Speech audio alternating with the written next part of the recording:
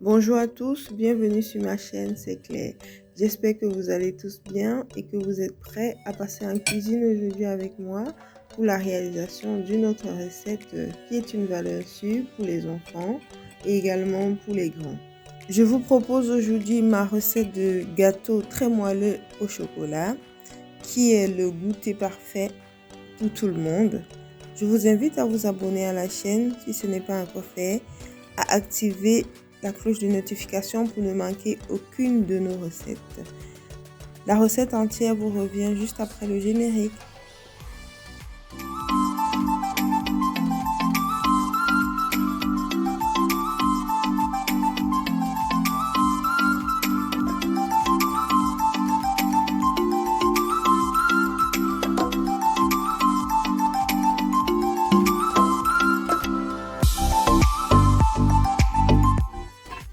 Avant de vous embarquer dans la recette, je vais préparer mon moule.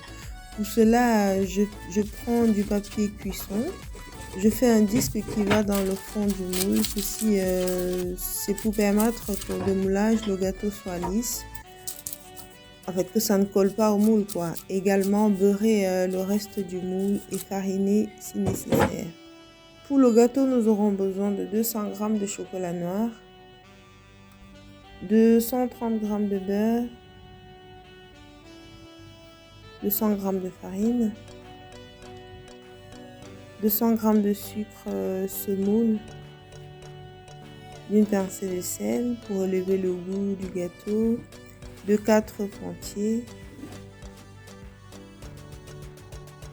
d'un sachet de sucre vanillé et 11 g de levure. Nous allons directement rajouter à notre chocolat le beurre qu'on va faire fondre à bain-marie. Ici, je l'ai fait à bain-marie, mais vous pouvez également le faire au micro-ondes, mais en contrôlant assez régulièrement. Une fois notre chocolat fondu, nous allons bien le mélanger pour se rassurer qu'il ne manque pas de morceaux de chocolat. Et par la suite, nous rajoutons le sel. Vraiment, le sel ici, c'est pour relever le goût du gâteau. Le mélange de sucré et de salé, ça donne un peu de peps. Par la suite, nous allons rajouter le sucre ainsi que le sachet de sucre vanillé. Vous pouvez le battre au fouet jusqu'à ce qu'il n'y ait plus de grumeaux, jusqu'à ce qu'il n'y ait plus de sucre, jusqu'à ce que le sucre est tout fondu, je veux dire. Mais ici, j'ai préféré le fouet électrique parce que ça allait beaucoup plus vite.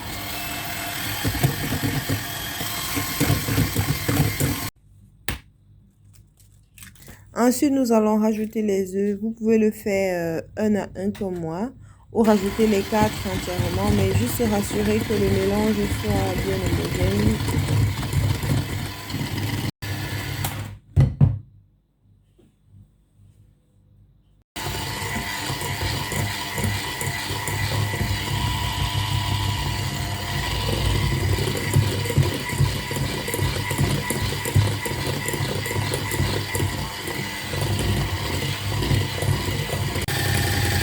Une fois le mélange bien fait, on va directement rajouter de la levure à la farine.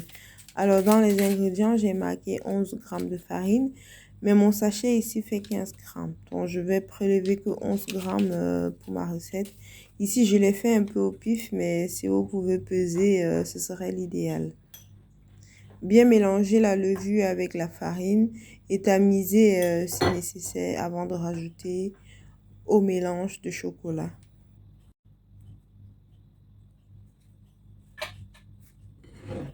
Et rajouter directement la farine au mélange de chocolat. Ici, vous pouvez le faire, continuer de le faire au batteur ou au fouet, mais vraiment à vitesse très réduite ou à mélanger tout simplement avec une spatule comme je le fais en vidéo. Idéalement, la farine ne doit pas être trop travaillée lorsqu'on rajoute au mélange pour éviter d'avoir cette texture élastique. Voilà, je préfère y aller avec à la main, à la maryse, tout doucement.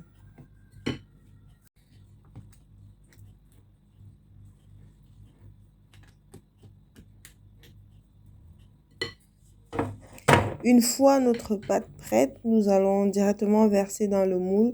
Comme je vous l'ai dit, vous pouvez beurrer et fariner également le moule pour ne rencontrer aucun souci lors du démoulage. J'ai juste fariné, mais je pense que ça devrait aller. Une fois versé dans le moule, nous allons tapoter, voilà, pour vraiment aplatir et faire entrer aussi un peu d'air dans le moule. Nous allons ensuite enfourner dans un four préchauffé à 180 degrés. Cuisson pendant environ 30 minutes selon la température de votre four. Vous avez vu le papier, j'avais retiré, j'ai juste remis pour pouvoir vous montrer pour la vidéo.